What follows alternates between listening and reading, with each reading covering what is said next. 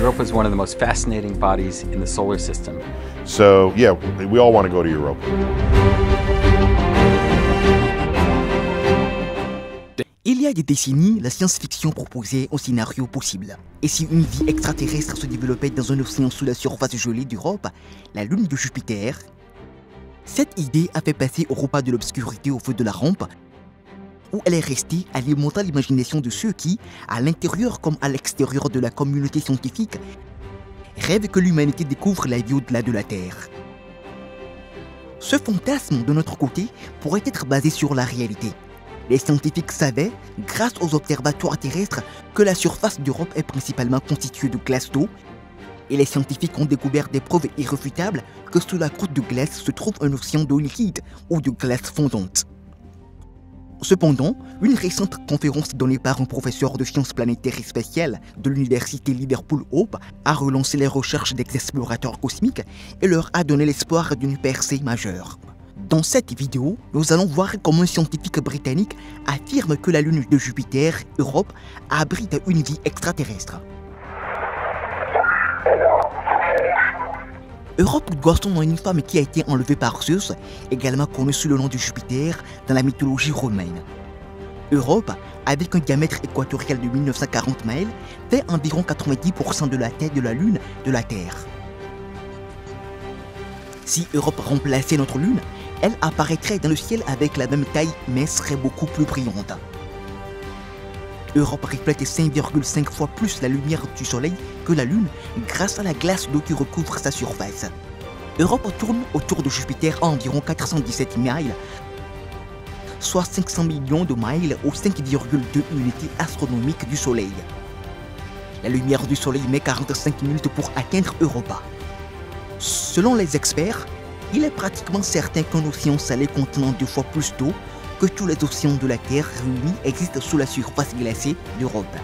De plus, les scientifiques supposent qu'Europe, comme la Terre, possède un noyau de fer et un intérieur rocheux. Il existe des preuves solides que l'océan d'Europa est en contact avec la roche. Ce point est crucial car la vie telle que nous la connaissons nécessite 3 ingrédients clés. De l'eau liquide, une source d'énergie des produits chimiques organiques qui servent d'éléments constitutifs des processus biologiques. Ces 3 éléments pourraient être présents sur Europa et l'océan qui s'y trouve pourrait avoir existé dans tout le système solaire suffisamment longtemps pour que la vie puisse naître et se développer. Les chercheurs ont découvert des preuves convaincantes qu'un océan d'eau liquide ou de glace visqueuse se trouve sous la coquille glacée d'Europe, comme le montrent les observatoires au sol. Lorsque les 2 sondes voyagées ont traversé le système jovien en 1979, elles ont initialement suggéré qu'Europe pourrait contenir de l'eau liquide. Depuis, les télescopes terrestres ainsi que la sonde Galileo et les télescopes spatiaux ont augmenté la confiance des scientifiques dans la possibilité d'un océan sur Europe. Europe ne fait qu'un quart de la taille de la Terre et est un peu plus petite que la Lune. Europa fait toujours face à Jupiter du même côté puisqu'elle tourne une fois sur son axe et fait le tour de Jupiter une fois tous les 3 jours et demi sur Terre. La surface d'Europe est en grande partie couverte de glace d'eau solide. Elle est traversée par des fractures et ces longues fractures linéaires sillonnent la surface de glace d'eau d'Europe. D'après le nombre modeste de cratères visibles, la surface de cette lune ne semble pas avoir plus de 40 à 90 millions d'années, ce qui est jeune en termes cosmiques.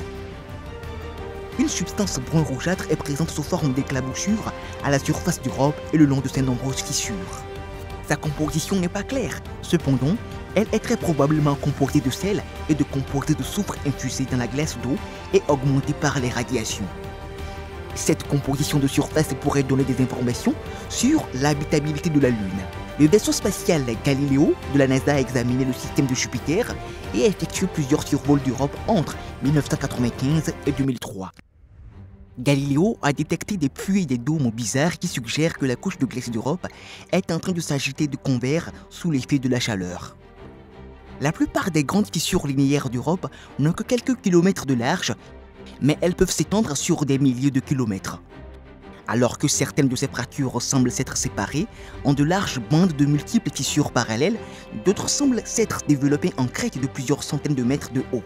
Galileo a également découvert des sections connues sous le nom de chaos terré, qui étaient recouverts de matériaux rougeâtres inexplicables et présentaient des paysages de blocs fragmentés. En 2011, des chercheurs utilisant les données de Galilée ont postulé que les chaos terrains pourraient être des sites où la surface de nos lacs encastrés dans la glace s'est effondrée une structure semblable à une lentille.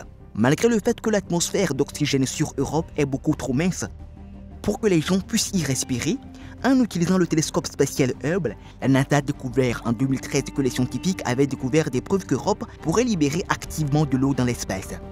Cela impliquerait que l'activité géologique sur la Lune se poursuit actuellement. L'incroyable et vaste océan profond d'Europe est considéré comme l'endroit idéal pour rechercher la vie au-delà de la Terre. L'océan d'Europe pourrait même s'infiltrer dans l'espace, permettant à un vaisseau spatial de passage de l'échantillonner sans avoir à toucher la surface de la Lune. Si cela est confirmé par des études ultérieures, les panaches d'eau pourraient être examinés par de futurs engins spatiaux d'une manière similaire à la façon dont Cassini a échantillonné le panache d'Encelade, la Lune de Saturne. Des observations récentes effectuées par des télescopes tels que le télescope spatial Hubble, ainsi qu'une réanalyse de certaines données de la mission Galileo, révèlent que de minces panaches d'eau sont expulsées à 160 km au-dessus de la surface d'Europe. La sonde Cassini s'est posée avec succès sur Encelade, une lune de Saturne, dont on pense qu'elle possède un océan jaillissant dans l'espace. Si les panaches existent et que leur source est liée à l'océan d'Europe, un vaisseau spatial pourrait traverser le panache, l'échantillonner et l'analyser depuis l'orbite, ce qui reviendrait à faire des recherches sur l'océan de la Lune. Même si Europe n'envoie pas d'échantillons gratuits dans l'espace, une étude de 2018 a découvert que des échantillons océaniques pourraient se retrouver piégés sur la coquille de glace de la Lune à l'endroit où la glace rencontre l'océan. La glace plus chaude et moins dense remonterait lorsque la coquille de glace se plie et fléchit en raison des marées transportant les échantillons océaniques à la surface, où un vaisseau spatial pourrait les évaluer à distance en utilisant des instruments infrarouges et ultraviolets, entre autres. Les scientifiques pourraient alors examiner les composants de l'océan d'Europe pour voir s'ils pourraient accueillir la vie d'une manière ou d'une autre. Aucun panache n'a été repéré lorsque la sonde Galileo se trouvait dans le système de Jupiter dans les années 1990. En novembre 2019, une équipe de recherche internationale dirigée par la NASA a révélé qu'elle avait réussi à voir de la vapeur d'eau directement au-dessus de la surface d'Europa pour la première fois. La vapeur a été détectée à l'aide d'un spectrographe de l'observatoire Keck Hawaii qui analyse la lumière infrarouge émise ou absorbée par les atmosphères des planètes pour identifier leur composition chimique.